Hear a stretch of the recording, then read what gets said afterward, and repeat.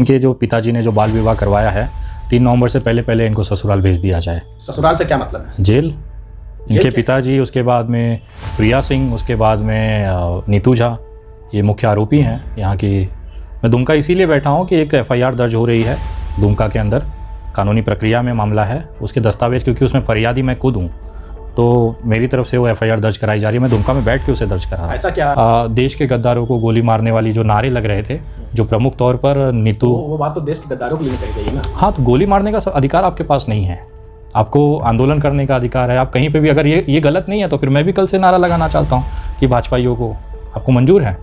अगर ये मंजूर तो पॉसिबल ही नहीं है। मैं भी नारा लगाता हूँ देश के गद्दारों को, क्या करिएगा आप? देखिए क्या होता है ना, कुछ चीज़ें संविधान के दायरे के अंदर होनी चाहिए। आंदोलन सबका अधिकार है, आंदोलन करना सबका मकसद होता है, करिए, लेकिन उसकी एक भाषा, एक मर्यादा होती है। आज 4 बजे मुझे मुंबई पुलिस की तरफ से मेल आया है कि आपके मामले को संज्ञान में लेते हुए कार्रवाई आगे बढ़ा दी गई है। 4 बड़े सीनियर ऑफिसर्स जो हैं इस मामले में देख रहे हैं, जिसमें law and order, ATS, anti terrorist squad है, उसको भी इसमें इन्वॉल्व किया गया। बहुत सारे लोगों को इसमें इन्वॉल्व किया गया है और बहुत जल्द इस पर FIR दर्ज करके ये दोनों भाई बहनों को इस मामले में, कि पुलिस का नाम लेकर आपने जिस तरह से मजाक किया आपके हिसाब से, उस पर अब संवैधानिक तरीके से कार्रवाई होगी।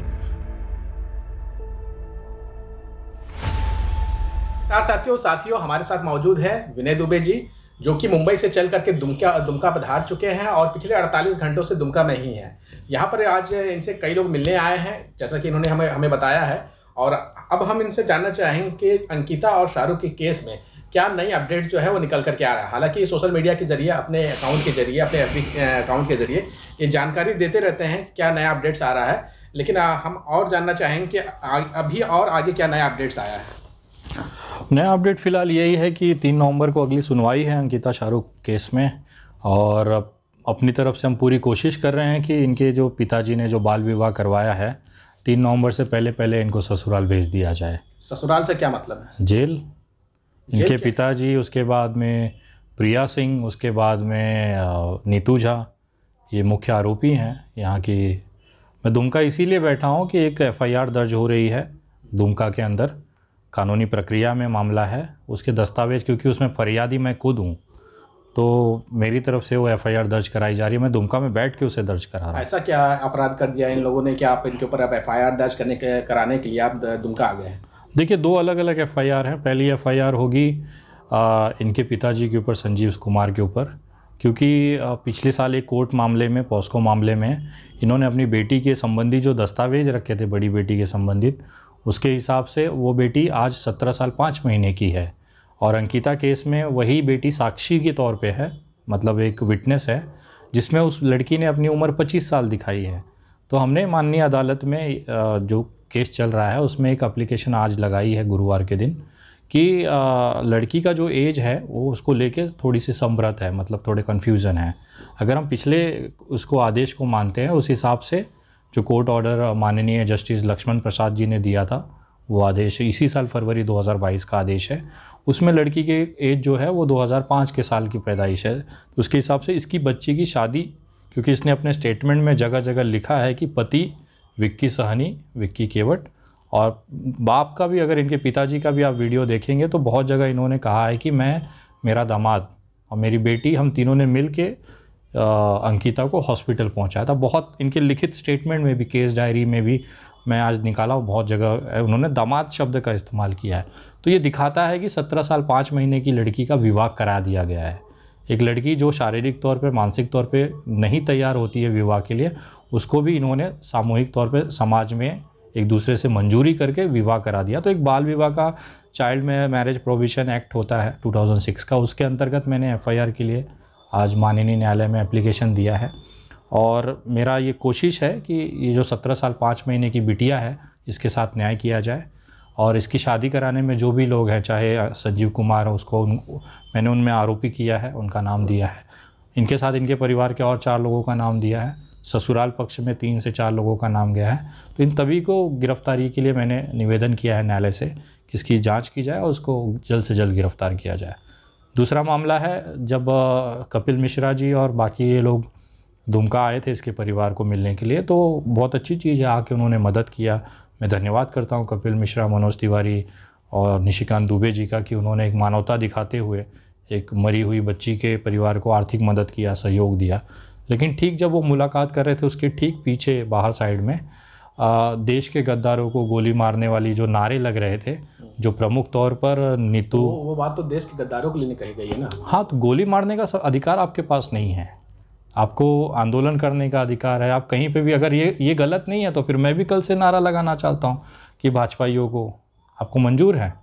अगर ये मंजूर तो पॉसिबल ही नहीं है। मैं भी नारा लगाता हूँ देश के गद्दारों को, क्या करिएगा आप? देखिए क्या होता है ना, कुछ चीज़ें संविधान के दायरे के अंदर होनी चाहिए। आंदोलन सबका अधिकार है, आंदोलन करना सबका मकसद होता है, करिए, लेकिन उसकी एक भाषा, एक मर्यादा होती है। मेरा वही काम है कि अगर समझिए कल को इस नारों की वजह से जो वहाँ पे माहौल तैयार हुआ, हिंदू मुसलमान का जो झगड़ा वहाँ पे तैयार हो रहा था दुमका में, उसका कहीं ना कहीं जो निर्माण करने वाले थे ये 2-4 लोग थे।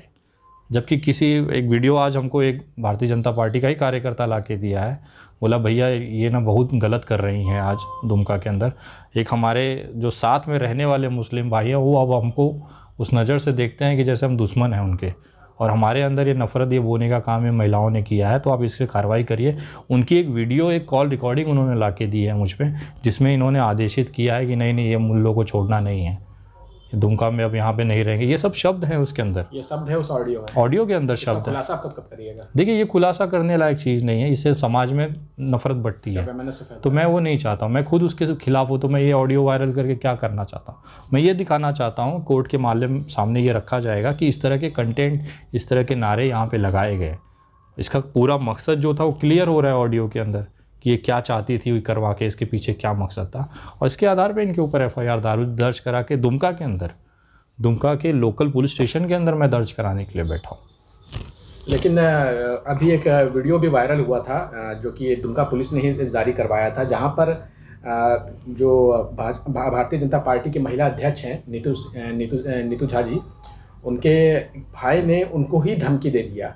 ये घटना जब आपने सुना तो आपको कैसा लगा, मतलब क्या लगा? नहीं देखिए, ये स्क्रिप्टेड था पूरा, जहाँ तक मुझे लगा। ये एक ना नॉर्मल आदमी, दुमका का युवा खुश हो सकता है इस चीज़ को, ये एक थोड़ा सा उनके लिए पारिवारिक तौर पे भाई बहन का मजाक हो सकता है, लेकिन संविधान तौर पे इन्होंने एक और अपने ऊपर गला फांस लिया है।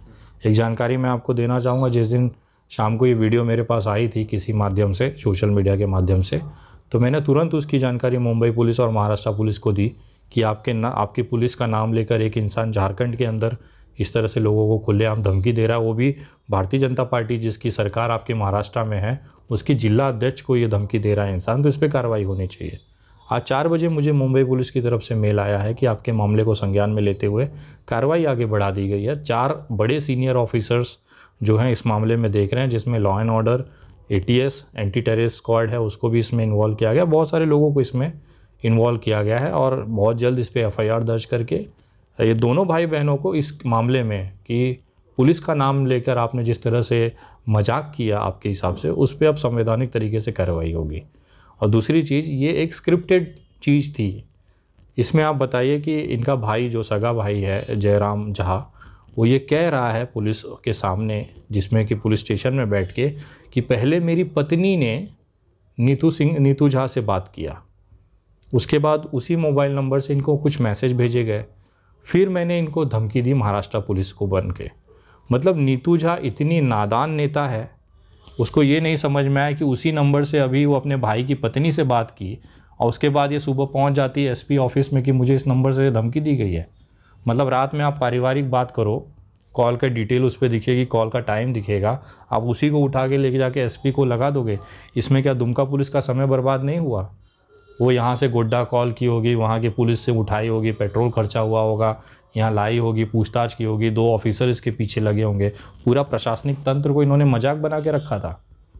यानी कि आप ये कहना चाह रहे हैं कि कोई मजाक नहीं था, पूरा स्क्रिप्टेड था। इसके भाई फंसाने के लिए या फिर जो देखिए इस केस में इंटरेस्ट ले रहे हैं उनको फंसाने के लिए देखिए स्क्रिप्ट लिखा गया था। इन्होंने पहले दिन से फंसाया है दुमका की जनता को, दुमका के लोगों को। अंकिता सिंह मर गई, उनको ये लगा कि अब हम इसकी चिता जल रही है, इसके ऊपर अपनी राजनीतिक रोटी सेक के अपना वार्ड, अपना विधानसभा तैयार कर लेंगे।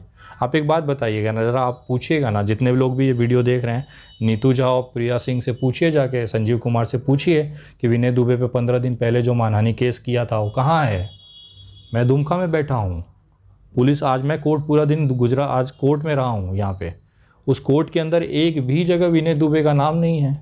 हालांकि उसका खुलासा तो उन लोगों ने किया है मेरे समझ नहीं, देखिए गुमराह किया है उन्होंने। इतना बड़ा आपने भौकाल बना दिया कि विनय दुबे आपको हम जेल करवाएंगे। यहाँ के लोग खुश हो गए जेल होने के नाते, जो बीजेपी वाले हैं, कि विनय दुबे तो अब जेल जाएगा, जेल चढ़ा जाएगा। कहाँ है मानहानि का?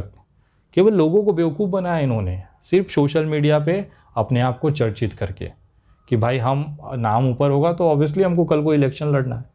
अगर वो कहा जाए कि अगर वो राजनीतिक रोटियां सेक रहे हैं तो कहीं ना कहीं आप लोग भी तो राजनीतिक फायदे के लिए तो यहाँ नहीं आए हुए हैं। एकदम फायदा चाहेंगे दर्शक को पहले आप क्लियर करिए कि आप जो है भविष्य में चुनाव तो नहीं लड़ने वाले दुमका से? काहे नहीं लड़ेंगे, हम पूरे देश से चुनाव लड़ेंगे, मेरी मर्जी है, ये रोकेंगी मुझे? तो वो तो हो सकता है आप लोग भी राजनीति कर रहे हो उसमें। भैया तो कौन, हम सभी कर रहे हैं राजनीति, तो हम काहे नहीं करेंगे? बीजेपी ना राजनीति कर सकती है, विनय दुबे राजनीति नहीं कर सकता है। हम तो खुलेआम बोल रहे हैं ऑन कैमरा की राजनीति कर रहे हैं, आप रोक लो मुझे राजनीति करने से।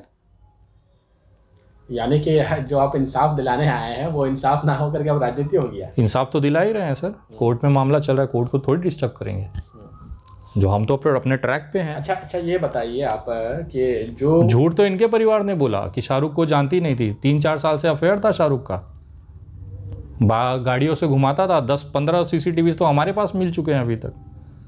अच्छा एक बात बताइए, दुमका में आप बगल में, हम किसने हत्या किया? यही तो खोज रहे हैं हम लोग, हत्या किसने किया? आपने तो ठप्पा लगा दिया मीडिया वालों ने, सबने मिलके, वहाँ के लोकल मीडिया, नेशनल मीडिया, के शाहरुख ने मारा, जज बन गए हो। जस्टिस चंद्रा जी बैठे हुए हैं, वो बोल रहे हैं जब तुम ही लोग डिसाइड कर ले तो हमारा क्या काम है? न्यायाधीश है ना वो, उनके ऊपर विश्वास होना चाहिए कि कोई गलत डिसीजन वो नहीं देंगे। तथ्यों के बयानों के आधार पर डिसीजन तय होते हैं।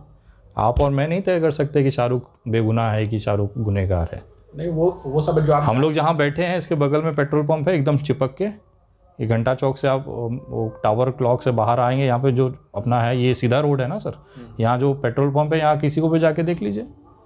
इसके आगे 10 कदम 1 किलोमीटर आगे चलिए, दुकानों पे पेट्रोल पंप बिक रहा है सर, पेट्रोल बिक रहा है बोतलों में। जिस आदमी को अगर अंकिता को मारना होता तो CCTV में आके अपना चेहरा दिखाएगा। वो तो किसी भी किराना दुकान से जहाँ पे CCTV नहीं हो, बोतल खरीद के 10-10 लीटर 5-5 लीटर की बोतलें बिक रही हैं दुमका में। जो दुमका में है यहाँ पर मेरे साथ में, वो पूछ रहा हूँ मैं उनसे, आपको नहीं पता है ये? जिसको मारना होता शाहरुख को, अगर सही में अंकिता को जला के मारना होता, हत्या करना होता, तो CCTV के अंदर आके पेट्रोल लेने जाएगा, आरोप करने से पहले अपना सबूत दे देगा। इतना बेवकूफ़ कोई नहीं है सर आज के टाइम में, सब क्राइम पेट्रोल देखते हैं। वो यहाँ से 10 किलोमीटर दूर जाता, एक सुनसान इलाके, आप ये जामताड़ा वाली रोड चले जाइए, रांची वाली रोड पे चले जाइए, जगह जगह जो छोटी छोटी दुकानें हैं वहाँ पे पेड़ों पे बोतल में पेट्रोल की बोतल बांध के रखी है कि यहाँ पेट्रोल बिकता है। जिसको लेना होगा वहाँ चुपचाप ला के बोतल ला के जला के काम बजा देगा कि आपको CCTV में दिखाएगा। ये सब चीज़ें कहीं ना कहीं शाहरुख की बेगुनाही की तरफ दिखाती है। असली कातिल आज भी घर में बैठा हुआ है सर, हमारी नज़र उस असली कातिल के ऊपर है कि उसको कब कैसे हमको लेके आना है। नहीं, वो कातिल को आप ढूंढ रहे ठीक है, लेकिन पुरानी वीडियोस को निकाल लेना, उसको खंगालना और उसके बाद फिर सोशल मीडिया पे डालना, ये कैसा है? कौन सी पुरानी वीडियोस? बहुत सारी वीडियोस जो है आप निकाल के लिए आए हैं, जो अभी आपने पहले बताया कि जो नारे लगे थे देश के गद्दारों को, वो तो पुरानी बात हो गई ना। अरे तो क्राइम में अगर 30 साल पहले किसी की हत्या करा रहा हूँ तो उसका मतलब पुरानी बात हो गई, 30 साल बाद सज़ा नहीं होगी? आज बहुत सारे मामले जो 10-10 साल बाद खुलते हैं सर। क्राइम होता है और उसका एक लीगल प्रोसीजर है, उसको करना पड़ेगा। और ये तो ज़्यादा पुरानी बात भी नहीं, 1 महीना भी नहीं हुआ इसको लेके। मेरे को लग रहा है 31 अगस्त की बात है ये, अभी तो 1 महीना पूरा हुआ है उसको। मतलब जो दुमका में पॉलिटिकल पार्टियां हैं, उनके उनसे जुड़े हुए लोग हैं, आप उनकी राजनीति को ही खत्म कर देना चाह रहे हैं? नहीं, मेरा मकसद वो नहीं है। वो तो खुद अपने जाल में फंस रहे हैं। उन्होंने अपने भाई से फ़ोन नहीं कराया था तो बवाल ही नहीं होता। वो इसके लिए कॉल कराई कि हम यहाँ की झारखंड की महिलाओं को, मुंबई में एक लड़का परेशान कर रहा है, देखो झारखंड की औरतों जागो। मुंबई का लड़का एक आके, विनय दुबे को रोकने का ये सब तरीका है सर। उनको पता है कि मैं असली कातिल तक बहुत नज़दीक हूँ, मेरी जो टीम है वो असली कातिल तक पहुँची है। पुलिस को मदद कर रहे हैं हम लोग इस केस में। इनको वही दिक्कत है कि अगर हम असली कातिल आ गया तो शाहरुख को फांसी नहीं होगी, शाहरुख को फांसी नहीं होगी तो लव जिहाद का मामला नहीं बनेगा, लव जिहाद का मामला नहीं बनेगा तो हिंदू मुसलमान नहीं होगा, और अगर हिंदू मुसलमान नहीं हो तो इसमें किसका नुकसान है? भारतीय जनता पार्टी। ये किसकी जिला अध्यक्ष हैं? भारतीय जनता पार्टी। संजीव सिंह के यहाँ पे किसकी भीड़ लगी थी हेलीकॉप्टर की? भारतीय जनता पार्टी। लेकिन आप पर भी तो आरोप लग रहे हैं कि आप जो है झारखंड मुक्ति मोर्चा और कांग्रेस के एजेंट हैं, और आप आकर के उन लोगों के लिए काम कर रहे हैं, उन लोगों की जमीन। मुझे तो अंकिता सिंह हत्याकांड के मामले में मोदी जी ने 1 करोड़ रुपया दिया है। आप बड़ी बात बोल रहे हैं। हाँ, एकदम दावे के साथ बोल रहा हूँ। जब वो मुझे झारखंड कांग्रेस बोल सकते तो अरे मैं मोदी जी बोल रही हैं, लेकिन ऐसा बात कहा जा रहा है। मैं भी ऐसा बात कह रहा हूँ, मुझे 1 करोड़ रुपया मोदी जी ने दिया अंकिता केस में जाके शाहरुख को बचाने के लिए। मैं तो अपना फीस लेके काम कर रहा हूँ। मोदी जी से जाके पूछिए उनको क्या पड़ी है शाहरुख को बचाने के लिए। अमित शाह जी का फ़ोन आके गया है, मानोगे मेरी बात को? बस यही चीज़ हो रहा है झारखंड में। हमारा अगला सवाल ये है कि आपके ऊपर जो मानहानि का जो केस कहाँ है मानहानि का केस? मानहानि पूछिए ना, अरे नीतू जी दीजिए ना मानहानि के, बच्चे पूछ रहे हैं यहाँ पे, पत्रकार सब पीछे पड़े हुए हैं। आपके पास जो मानहानि का केस की बात की जा रही थी, वो केस तो इन्होंने दर्ज किया नहीं। वो उन्होंने जो केस दर्ज करवाया है वो दूसरे यूट्यूबरों के ऊपर करवाया है, आपके ऊपर नहीं करवाया। फिर आप मैं आपको गारंटी के साथ, पीछे क्यों पड़ गए? मैं गारंटी के साथ बोल रहा हूँ, एक यूट्यूबर के ऊपर केस दिखा दे, भागिए मत बात से। वो पढ़ करके सुनाई है, वो एक सिंह जी थी कोई लड़ी। भाई साहब बचपना मेरा बीत गया पुलिस कचौरी कोर्ट कचहरी करते करते। आज यहाँ पर ना पूरे देश में बैठ के भारतीय जनता पार्टी की सत्ता में रहते हुए उनकी धज्जियाँ उड़ाता हूँ। बेवकूफ़ बनाना बंद करिए। एक यूट्यूब चैनल का नाम ले लीजिए जिस पे आपने केस करवाया हो, मैं देख लूँगा इनकी औकात। भारतीय जनता पार्टी की दुमका जिला अध्यक्ष और पूरी पार्टी की औकात देख लूँगा मैं। दुमका में बैठा हूँ, धमकी देते थे, दुमका में दिख गया तो चप्पल मारेंगे, गोली मारेंगे। बगल में पेट्रोल पंप है, ये होटल है, आओ मार के दिखाओ गोली। ये सिर्फ भौकाल पेलने वाली बात है सर, होता कुछ नहीं है इनसे। इस मामले में अब जो पूर्व मुख्यमंत्री रह चुके हैं झारखंड के बाबूलाल मरांडी ने भी अपनी बातों को रखा है सोशल मीडिया पर। उन्होंने लिखा है कि कुछ व्लॉगर जो हैं वो सोशल मीडिया पर अफवाहें फैला रहे हैं और इस केस को दूसरी दिशा में जो है मोड़ने की कोशिश कर रहे हैं। उनको सजा होनी चाहिए, उन पर तुरंत जेल कराए बाबूलाल मरांडी जी। एक एक्स सीएम की इतनी हैसियत नहीं है कि एक FIR करवा ले। वो ब्लॉगर इतना खुलेआम गंदगी कर रहा है, मैं उसका स्वागत करता हूँ बाबूलाल मरांडी जी का, कि उस ब्लॉगर को कड़ी से कड़ी कार्रवाई होनी चाहिए। धन्यवाद। तो ये थे हमारे साथ विनय दुबे जी, जिनसे हमने चर्चा किया अंकिता शाहरुख के केस को लेकर के।